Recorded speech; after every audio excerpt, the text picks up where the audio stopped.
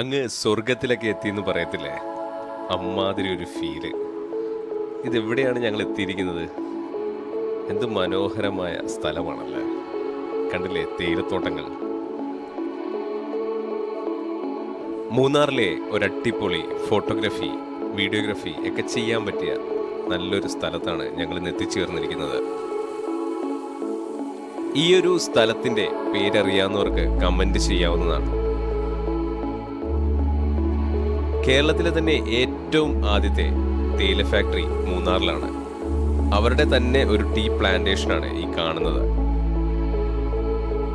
Acre കണക്കിന് സ്ഥലത്ത് പരന്ന് കിടക്കുന്ന തേയിലത്തോട്ടം.